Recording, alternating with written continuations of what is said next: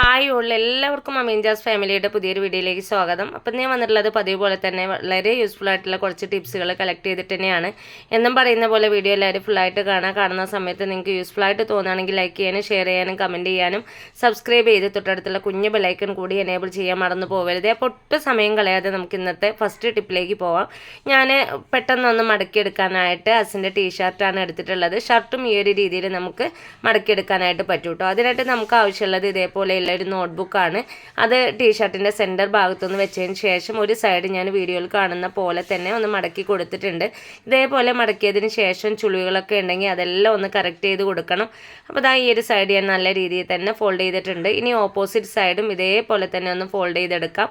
അപ്പോൾ ഇതും ഞാൻ മടക്കി കൊടുത്തതിന് ശേഷം ചുളിവുകളെല്ലാം ഒന്ന് കറക്റ്റ് ചെയ്ത് കൊടുക്കുന്നുണ്ട്. അപ്പോൾ ഈ ഒരു രീതിയിലാണ് നമുക്ക് കിട്ടുക.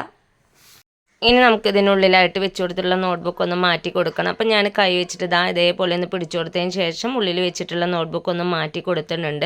എന്നിട്ട് ഇതിൻ്റെ അടി പിടിച്ചിട്ട് ഇതിൻ്റെ സെൻറ്റർ ഭാഗത്തേക്ക് ഒന്ന് ഫോൾഡ് ചെയ്ത് കൊടുക്കാം. അപ്പോൾ ഇതുപോലെ ഒന്ന് ഫോൾഡ് ചെയ്തെടുത്തിട്ടുണ്ട്. വീണ്ടും ഞാൻ നോട്ട്ബുക്ക് വെച്ചിട്ട് മറുഭാഗം ഇതേപോലെ ഒന്ന് ഫോൾഡ് ചെയ്ത് കൊടുക്കുന്നുണ്ട്. അപ്പോൾ എനിക്ക് കറക്റ്റായിട്ട് തന്നെ കിട്ടിയിട്ടുണ്ട് കേട്ടോ. അപ്പോൾ ഇതേ രീതിയിൽ നമുക്ക് ഷർട്ടൊക്കെ ഫോൾഡ് ചെയ്യാവുന്നതാണ്. ഇനി ഞാൻ ബട്ടൺസൊക്കെ ഒന്ന് ക്ലിയർ ചെയ്ത് കോളറൊക്കെ ഒന്ന് ക്ലിയർ ചെയ്ത് കൊടുക്കുന്നുണ്ട്. അപ്പോൾ നിങ്ങൾക്ക് മനസ്സിലാവും വളരെ പെട്ടെന്ന് തന്നെ നമുക്ക് ഫോൾഡ് ചെയ്തെടുക്കാൻ പറ്റുന്ന ഒരു സിമ്പിൾ ടിപ്പ് തന്നെയാണ്. മക്കൾക്കായാലും ഈ ഒരു രീതിയിൽ എളുപ്പത്തിന് ഫോൾഡ് ചെയ്യാനായിട്ട് സാധിക്കും. അപ്പോൾ ഇനി അടുത്ത ടിപ്പിലേക്ക് പോവാം. അടുത്ത ടിപ്പിലേക്ക് പോവാം. ഞാനൊരു തേങ്ങ പൊളിച്ചിട്ടുണ്ട്.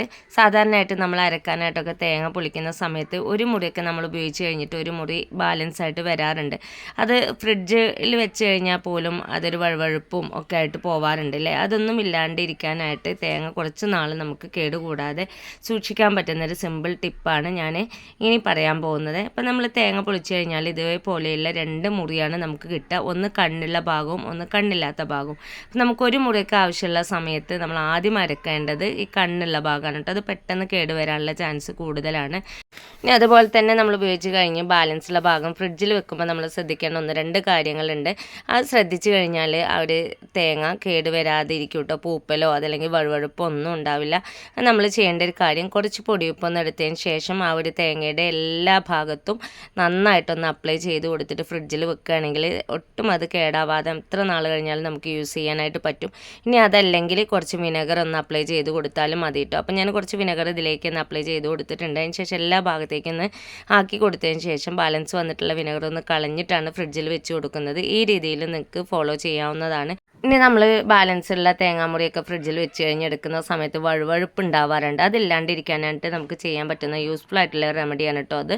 നമ്മൾ തേങ്ങ പൊളിച്ചതിന് ശേഷം ടാപ്പ് തുറന്ന് നല്ല പോലെ ആ ഒരു തേങ്ങ കൈ വെച്ചിട്ടൊന്ന് കഴുകിയെടുക്കുക. അതിൽ നിന്ന് ആ ഒരു തേങ്ങ വെള്ളത്തിൻ്റെ കട്ടി മുഴുവനായിട്ട് പോയി കിട്ടണം കേട്ടോ. അപ്പം ഞാനിത് 2 മുറി നന്നായിട്ട് തന്നെ കഴുകിയെടുത്തിട്ടുണ്ട്. ഇതുപോലെ കഴുകിയതിന് ശേഷം ഇതിൽ വെള്ളത്തിൻ്റെ അംശം ഉണ്ടെങ്കിൽ ഒന്ന് വേറൊരു പാത്രത്തിലേക്ക് ജസ്റ്റ് ഒന്ന് ഊറ്റി കൊടുക്കുക. അപ്പം ഞാനിത് അതിലുള്ള വെള്ളത്തിൻ്റെ അംശമൊക്കെ ഒന്ന് മാറ്റി കൊടുത്തിട്ടാണ് ഫ്രിഡ്ജിൽ വെച്ചിട്ടുള്ളത്. ഇതേപോലെ നമ്മൾ വെച്ച് കൊടുക്കുകയാണെങ്കിൽ ഫ്രിഡ്ജിൽ വെച്ചിട്ട് ഒരാഴ്ച കഴിഞ്ഞിട്ടാണ് നമ്മൾ എടുക്കുന്നതെങ്കിലും അതിലൊട്ടും വഴുവഴുപ്പ് ഉണ്ടാവില്ല. വളരെ യൂസ്ഫുൾ ആയിട്ടുള്ള റെമഡിയാണ്. ഞാൻ ചെയ്യുന്ന ഒരു ടിപ്പ് തന്നെയാണ് കേട്ടോ.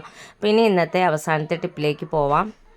ഇനി ഞാനിതിൽ ഉൾപ്പെടുത്തിയിരിക്കുന്നത് ബോട്ടിലിൻ്റെ ലിഡ് വെച്ചിട്ടുള്ള ഒരു ടിപ്പാണ് കേട്ടോ. നമ്മൾ സോപ്പൊക്കെ യൂസ് ചെയ്യുന്ന സമയത്ത് വാഷ് ബേസിലൊക്കെ ഒന്നുമില്ലാതെ ആ വാഷ് ബേസിൽ തന്നെ ഡയറക്റ്റ് വെക്കുന്ന സമയത്ത് വെള്ളമൊക്കെ ആയിട്ട് സോപ്പ് അലിഞ്ഞു പോവാറുണ്ട്.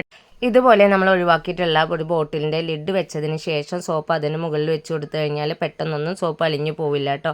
ഇനി അതല്ലെങ്കിൽ ഇതേപോലെയുള്ള കുഞ്ഞ് ബോട്ടിലിൻ്റെ മൂടി ഉണ്ടെങ്കിൽ ആ സോപ്പിൽ നന്നായിട്ടൊന്ന് പ്രസ് ചെയ്ത് കൊടുത്തു കഴിഞ്ഞാൽ കണ്ടില്ലേ ഇതേപോലെ നിൽക്കും. ഇത് നമ്മൾ ഇതേപോലെ നന്നായിട്ടൊന്ന് പ്രസ് ചെയ്തതിന് ശേഷം വാഷ് ബേസിൽ വെച്ച് കൊടുക്കുകയാണെങ്കിൽ ഫ്ലോറിൽ നിന്ന് അത് പൊങ്ങി കിടക്കുന്നതുകൊണ്ട് തന്നെ പെട്ടെന്ന് തന്നെ വെള്ളമൊന്നായിട്ട് അത് അലിഞ്ഞു പോവുകയില്ല. നമുക്ക് ആവശ്യമുള്ള സമയത്ത് ഇതേപോലെ കയ്യിലേക്ക് വെള്ളം അപ്ലൈ ചെയ്തതിന് ശേഷം ഒന്ന് അരിച്ചെടുത്താൽ നല്ല പോലെ നമുക്ക് പതഞ്ഞ് കിട്ടുകയും ചെയ്യും കേട്ടോ. അപ്പോൾ വളരെ യൂസ്ഫുൾ ആയിട്ടുള്ളൊരു ടിപ്പ് തന്നെയാണ്. എല്ലാവരും ഈ ടിപ്പുകളെല്ലാം ഒന്ന് ട്രൈ ചെയ്ത് നോക്കുക. ഇന്നത്തെ ടിപ്സുകൾ നിങ്ങൾക്ക് യൂസ്ഫുള്ളായി കാണുമെന്ന് വിചാരിക്കുന്നു. ഇത്രയും നേരം എൻ്റെ വീഡിയോസ് കണ്ട് സപ്പോർട്ട് ചെയ്ത എല്ലാ കൂട്ടുകാർക്കും ഹൃദയം നിറഞ്ഞ നന്ദി. ഇൻഷാ അല്ലാഹ് അടുത്തൊരു കിടിലൻ വീഡിയോസുമായിട്ട് വീണ്ടും വരാം. Thanks for watching.